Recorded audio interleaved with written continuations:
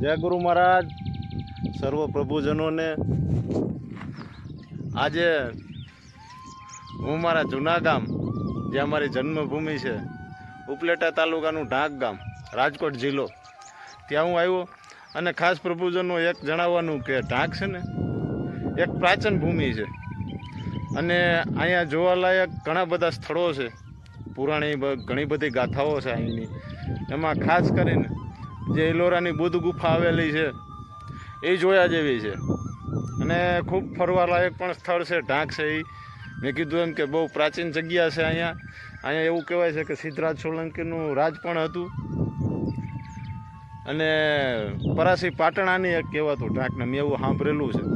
ઢાંકના જે દટણ પટણના પણ ઘણા બધા ઉલ્લેખો છે, જે પુરાણની અંદર પણ લખેલું છે ઢાંકનું ઘણું બધું। એક પ્રાચીન લેખ છે ઢાંકનો અને ઢાંકની નગરી એક અદ્ભુત છે, બહુ જોવાલાયક છે। તમને હું બતાવું એક આ જે ઢાંકનો ડુંગર વિસ્તાર છે, ઘણા બધા ડુંગરો છે જે ઢાંકની અંદર એ પણ ફરવા લાયક છે, ઘણું બધું જોવાનું છે। અહીંયા તમને બતાવું છું ઢાંકના ડુંગરો।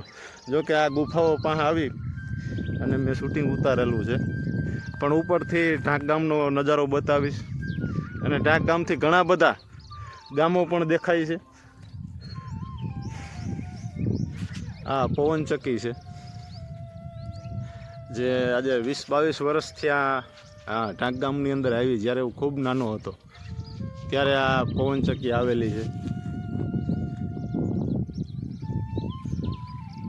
ખૂબ સરસ નજારો અને ખાસ મારે જે બતાવવાની છે એ બુદ્ધ ગુફા।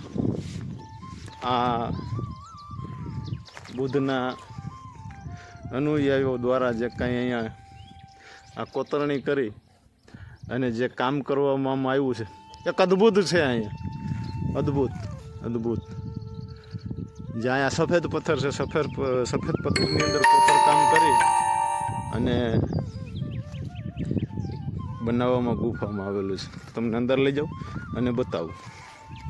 આ એના પગા છે, પગથિયા કાંઈથી છે પણ સફેદ પથ્થર છે એટલે બહુ કાંઈ મને એમ છે નોંધ નહીં લેવાની હોય ઘણા સમયથી। અને હું જોતો હતો ત્યારે કાંઈ આમાં એવું બધું હતું નહીં, કોઈ સરકાર દ્વારા નોંધ ત્યારે લેવામાં આવેલ નથી। અત્યારે તો કંઈક બોર્ડ લગાડેલા છે, કદાચ તે પંચાયત દ્વારા અને કદાચ ને કાંઈ પ્રાચીન જગ્યા છે એટલે નોંધ લેવામાં આવી છે, પણ જે પગા છે એ ઘણા બધા ખવાઈ ગયા છે જ નહીં એવું છે। ઉતરવાનું પણ બહુ આડાહુરું છે, એમ થઈ અને બહુ ધ્યાન રાખીને ઉતરવું પડે એવું છે આમાં।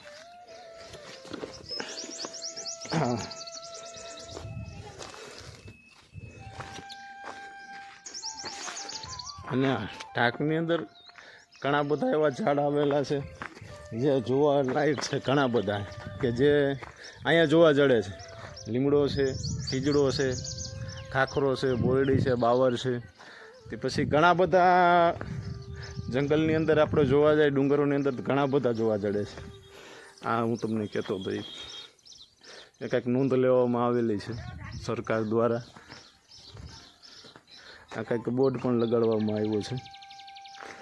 તો ઘણું બધું છે એટલે વાંચવું નથી, પણ હાલ આપણે ગુફાઓની જે બતાવવાની છે એ બતાવી દઉં। આ જે ગુફા એક અદ્ભુત એ છે, જ્યારે બુદ્ધના જે અનુયાયીઓ રહ્યા, જે સંઘમાં જોડાયેલા વ્યક્તિએ છે, જે અહીંયા ભજન કરતા આવી છે, જે ધ્યાનની એકાગ્રતા અને એની જે અહીંની આભા છે, જે ચેતનાયું છે, ખરેખર એક મહેસૂસ થાય છે અહીંયા કે કેટલી બધી શાંતિ છે। જો અત્યારે એટલી બધી શાંતિ છે તો ત્યારે એ લોકો જે ધ્યાનની અંદર બેસતા છે ત્યારે કેટલી બધી આની અંદર શાંતિ છે। આ ગુફા અંદર આપણે આવી ગયા છે અને અહીંયા એવું કહે છે કે આ જે આવી તો વાતો હોય છે, પણ અહીંયા એવું બધું કહેતા કે આ જે અંદર ગુફા રહે ને, ગુફાની અંદર ગુફા આ છે જૂનાગઢ નીકળે છે। આવી તો વાતો હાલતી જ હોય છે, પણ તથ્ય હોય કે શું હોય બહુ આપણે કાંઈ એમાં ઓળું નથી કરતા, પણ એવી કહેવત હતી એને કહેતા કે આ જૂનાગઢ લગન નીકળે છે એ ગુફા એ કાંઈ નહીં।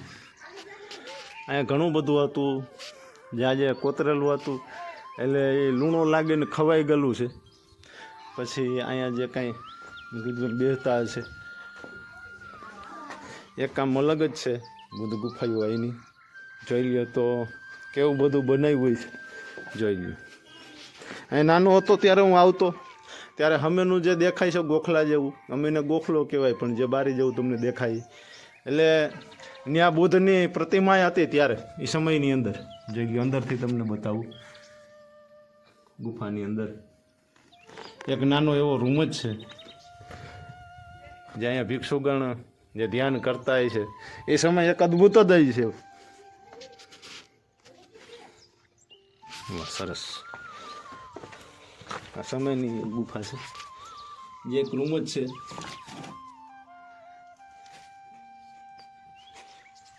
અહીંયા પણ એક પ્રતિમા હતી બુદ્ધની જે હાલ નથી.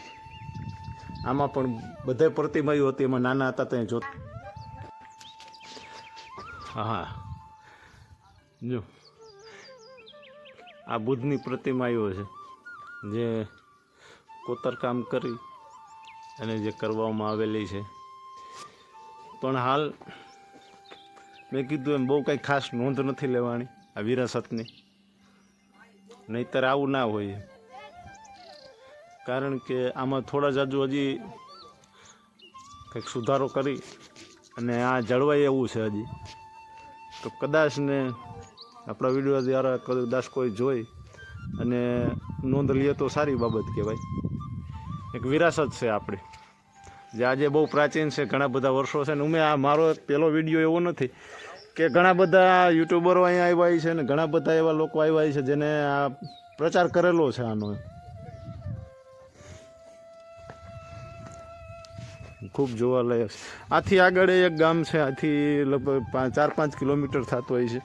એ પણ ત્યાં પણ એક અદ્ભુત ગુફાઓ આવેલી છે. એ તો બહુ જોવાલાયક છે.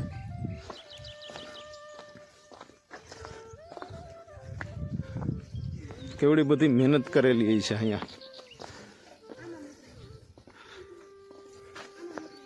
આ જે કોતરકામ કરવામાં આવ્યું છે સફેદ પથ્થરની અંદર, તો એક તો એવડી બધી ક્ષીણ છે અહીંયા, અને પાછું આ જે કોતરકામ કરીને જે કરવામાં આવ્યું છે અદ્ભુત જ છે. ઘણી બધી મહેનત કરી છે.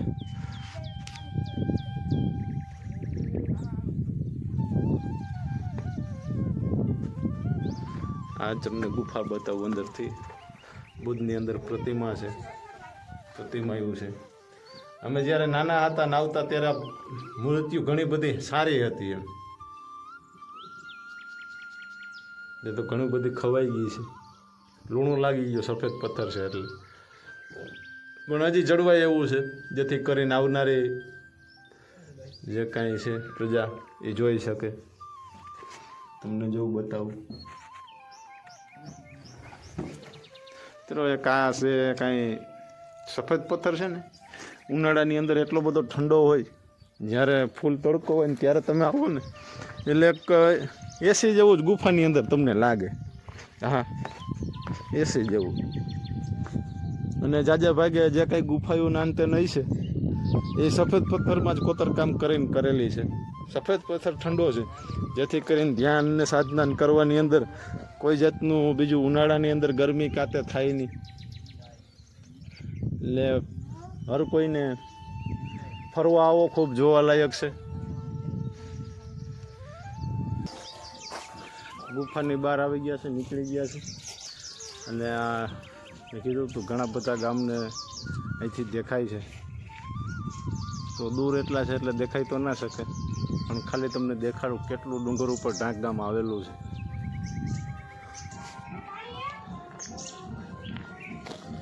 અહીંયા મહાદેવનું મંદિર છે, ત્યાંથી જ બુદ્ધ ગુફાએ જવાય. રસ્તો ઢુકડો થશે અને પણ પ્રાચીન છે બધું. કંઈક ને કંઈક અહીંથી કોઈને કોઈ તથ્યથી જોડાયેલું છે. ઢાંકનું હરેક વસ્તુ ખૂબ પ્રાચીન ભૂમિ છે ઢાંકની, જોવા જેવી છે. આ પગથિયા છે મંદિરના.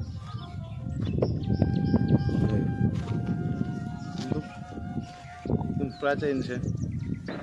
છેઠેથી તળાવ પણ તમને દેખાય, લવથી દેખાય. તો ગદ્યાથળ જે ગાયત્રી આશ્રમ જે પ્રખ્યાત છે ભારતભરની અંદર, ગાયત્રી આશ્રમ ગધેથડ ત્યાં જે ડેમ આવેલું છે એ છે. ઘણા બધા ગામોની જીવાદોરી સમાન આ ડેમ. ને આ તમને મારું ગામ બતાવું, મારું ડાંગ ગામ. જે નાનો હતો ત્યારે આની શેરીઓ ગલીઓમાં ખૂબ રમ્યો છું.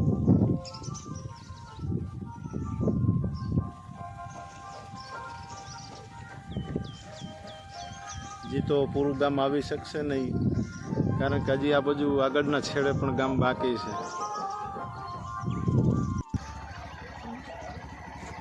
આગળ પાછળ ગામ છે અને આ ડુંગરેશ્વર તરફ જવાનો આ રસ્તો છે. નીચે ઉતરતા સીન લીધેલો છે.